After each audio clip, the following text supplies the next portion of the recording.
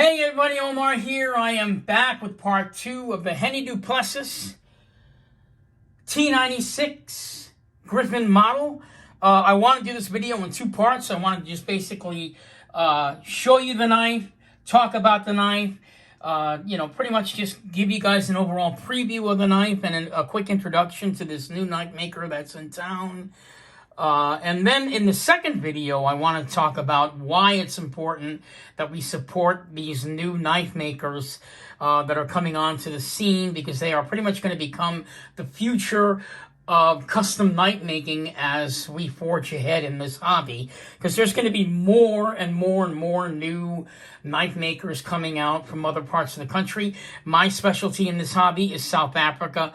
That is pretty much what's got me, is the way that they put the materials together. And this guy is no exception. As I bought this knife, however, I kept looking at the knife. I kept checking it out. And I said, you know what? This guy's style looks a lot like another knife maker that I absolutely love.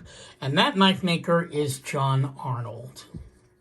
So if you take a look at both these knives, let's just take a quick look at John Arnold's knife and hold it up against Hennie Plessis' knife.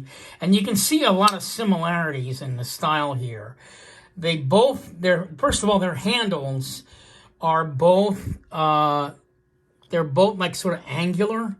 You know, there's like no round edges. Everything's sort of like angular in the knife. If you look at John Arnold, he's got the same sort of angular look on the knife, but yet you don't lose anything on the ergos. This gentleman, Hennie Plessis, has pretty much accomplished the same thing. Keeping true to his style that he likes to make, but yet don't lose any of the ergonomics while you're making the knife. Both these knife makers are experts at that.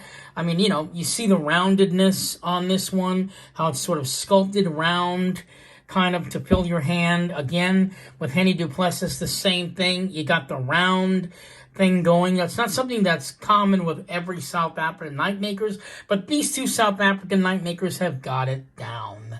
And can't help but think that maybe John Arnold may have, given him some tips or taught him how to create a piece. I don't know, but it just seems like these two styles are somewhat similar. And the reason that I got the Hennie Plessis is, let's just take a look at both these knives to compare, all right?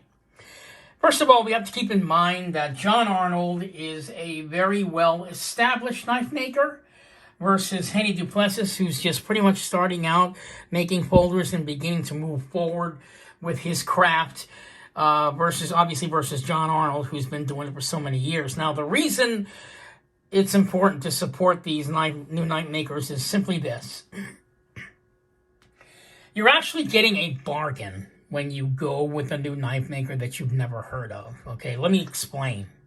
If you take a look at the John Arnold knife, they've got some carbon fiber on here, right?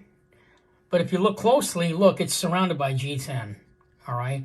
Now, I can't help but think, and I'm fine with this. I can't help but think that a knife maker would choose to use G10 as sort of a filler, obviously making the carbon fiber the star of the show on this, so that you don't even really notice that the G10 is there. But it's there, obviously, I think, to make the knife a little bit, not as expensive. But again, it's a catch-22 with custom knife making, because this knife is also made by hand, okay? So you have to think, he used 2 pieces of materials, right? You can't even feel the separation of the materials between the carbon fiber and the G10. I don't feel it, okay? Keep this in mind, guys. That takes time to put that together by hand. That takes a lot of work to put these 2 materials together in a way that you can't even tell that it's not all one piece with John Arnold. That takes years and years and years of skill. That's what you're paying for. That's exactly what you're paying for, is that sort of artwork, that kind of skill to create a piece, to give you that feeling that it's all one piece. So that's part of why we really take good hard looks at custom knife making, for that skill and that skill alone. Now, if we take a look at Hennie Plessis, he doesn't have any G10 on here. It's just a full slab of carbon fiber. Forget about the fact that he didn't do what John Arnold has done on his knife. How about the idea that you're getting a full slab of carbon fiber on both sides of a knife? That's a big attraction right there. Another reason to go with a brand new knife maker, you're going to get materials put together that are very, very expensive, and you don't have to pay that much for the knife to get it. Look, we've got a Damascus pivot ring and a pocket clip. Look at that. Now, if we go back to the John Arnold knife that I love so much, what has he got? He's got a regular titanium pocket clip. There is no Damascus on the pivot, but you're getting a knife made by John Arnold, right? So you have to kind of keep that in mind. It's like skill versus materials, and in this case, we've got Hennie du Plessis saying, hey, I'm a new knife maker, look what I can make, you know, pay attention to me, or not pay attention to me, but look what I can make, and this is what you get if you go with me, you know, versus John Arnold, who is a very skilled maker who doesn't have to promote himself at all. You see his knife, you like his work, you just buy it. You just buy it. At the same time, obviously, you know, you're getting a Damascus blade, which is also now part of the artwork, and he also gives you a moon glow backspacer. So both these two knives, well, you know, they're somewhat similar, but in this case, we've got Hennie du Plessis who's just discovering the materials, probably still learning how to work with the materials, trying to find out if this is a material he wants to work with. You're still getting a lot of the artwork on this knife as you are on this one, because it takes a long time to put that backspacer on that thing and sculpt it by hand.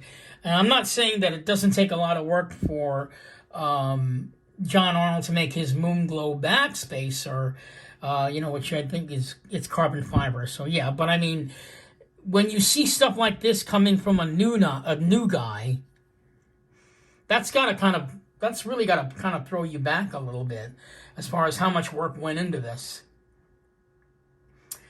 And then finally, this is the only knife that's made like this, literally. He may not make this model ever again, this Griffin 96 model. Maybe you're the only one that has it. And obviously, in the future, if he continues on with this knife and his work starts to sell, it would not surprise me if you no longer get a full slab of carbon fiber, but maybe you'll get some carbon fiber mixed in with another type of material, because the knife maker is evolving, he's learning, he's trying to get to the point of where John Arnold is getting. So we're trying to, you know, when you become a collector, you'll begin to notice a lot of these things in the knives that you come across. Even their blade styles are somewhat similar. Take a look at that. We've got a point on the end of the John Arnold knife, and we've got the same thing going on with the Hennie du Plessis. I mean, their styles are very, very similar. The only difference is this is a regular flipper, because he hasn't learned how to make front flippers yet. But I'm sure, I was told that if he does make his first front flipper, I'm gonna get a chance to buy it first. So I can't wait to see him do that. You know, John Arnold, obviously, he's got his going on, and I actually kind of wonder what kind of front flipper tab he's gonna have, because it wouldn't surprise me if it turns out looking a little bit like John Arnold stuff. So yeah, I mean, I really loved Hennie du Plessis' work, because he kind of stays true to his own style, which in my opinion is elegant but yet rustic at the same time. And of course, his influence to John Arnold is going to draw him some serious buyers as well, if they're looking closely at the knife like I am. I mean, obviously, you can tell, you would almost think that this knife was a John Arnold knife, except for quite a few eccentricities that I can tell that, you know, something that, you know, a new knife maker would do. And this, I think what's going to be the niche for Hennie du Plessis are the things like the sculpted backspacers that he's doing on his knife, and his blade shapes. What he's doing with his blade shapes, I think, is really, really unique. I don't see that versus John Arnold, who just goes with this regular sort of, regular sort of, like, I guess, I don't know, it looks like a worn clip at the end. It's a modified drop point blade. And we've seen the shape before, but I think Hennie du Plessis is going to start to do things to blade shapes that you really have not seen before, especially since he's got these sort of like this wedge up here, and then it goes down, you know, sort of a three-part thing going on his blade there. I like that. That's also part of the art on the knife overall. Yeah, I think we'll see some amazing things from Hennie du Plessis in the future. He's still trying to get it down, but so far from what I've seen, he's done fantastic work. So if you're, you know, if you're online and you catch this guy's knife, take advantage of it. And this is really the only time that that I usually talk about pricing. This knife here, made by Hennie du Plessis, was $525. Okay, this knife here by John Arnold, which is obviously it's a much larger knife. We've got the two materials kind of merging together on it to make the handle. This one's a lot pricier. This knife came out to be about I believe it cost me $870 for this piece. No, I'm sorry, my mistake. $950 because of the Damascus blade. But if it did not have a Damascus blade, yeah, this knife would come in at around $850 for this knife here. Versus $525, and you're getting blue Damascus, right? I mean, you're getting blue Damascus pocket clip, you're getting the pivot, and you're getting the Damascus pivot, and you're getting two full slabs of blue fat carbon fiber with the sculpted back bar. The knife is obviously, in my opinion, I think it's worth more than that, what I bought for it. And in the future, it would not surprise me if his knives will go up and up and up. The more that people discover Hennie du Plessis, I think he's going to make a fine addition to the South African lineup of you know, knife makers. And in the future, you know, he'll wind up right up there with a lot of his contemporaries, Trevor Berger and Clyde Challenor and J.D. Van Deventer. Just give the gentleman some time. He'll get there. In the meantime, I'm really happy that there is a knife maker who's doing a similar style to John Arnold. Because, and here's what's weird, too, is that they're both part-time knife makers. And, you know, I think the style of John Arnold, you know, it's really for a particular taste of knife collector.